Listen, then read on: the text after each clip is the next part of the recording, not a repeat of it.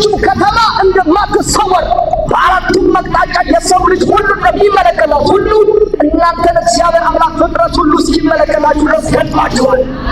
እናንተን የመለበት እናንተን የመሸፈን ፕሮግራም የለውም እግዚአብሔር። እናንተ ውስጥ ራሱን የመግለጥ ፕሮግራም አለ። ሁላ ገለጣለሁ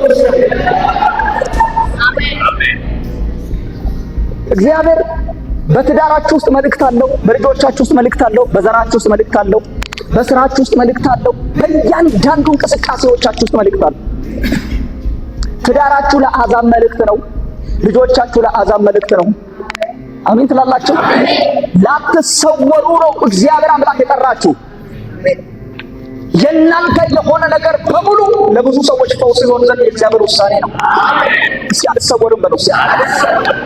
አጠገባችሁ ያለው ሰው እያዘርኩ የኔ ጉዳይ አይሰወርም።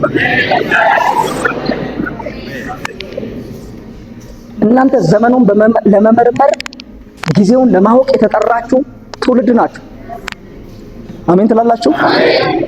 ስለዚህ በተራራ ላይ ያለችው ከተማ እንደማትሰወር ሁሉ እግዚአብሔር እናንተን ላይሰውራችሁ ከፍታ ላይ አስቀምጧችሁ። አሜን። በክርስቶስ ኢየሱስ እስኪ ከፍታ ላይ ነኝ በርሱ።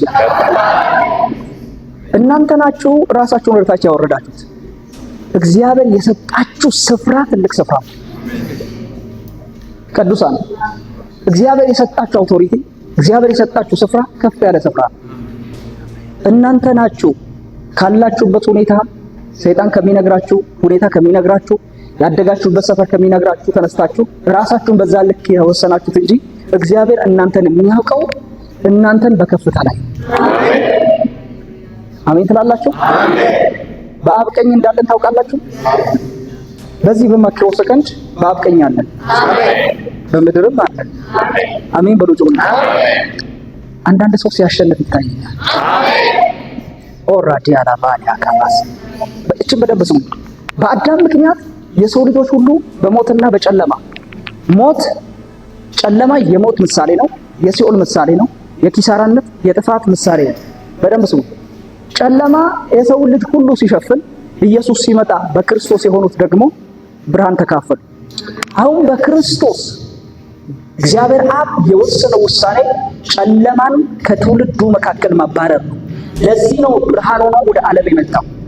አንተ በምትኖርበት ሰፈር በሙሉ ጨለማ አለ ብሎ ይፎክራል እንጂ ብርሃን እስካለ ድረስ ጨለማ አቅም የለውም።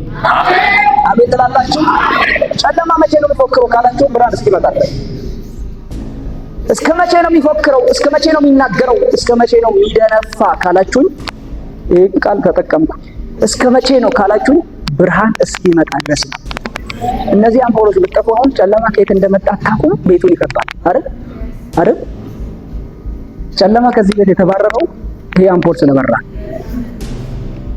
ጨለማ አቅሙ ብርሃን እስኪመጣበት ድረስ፣ እኛ ደግሞ በጨለማው ዓለም ላይ እስክንገለጥ ድረስ ነው ትውልዱ እየተጨነቀ ያለው።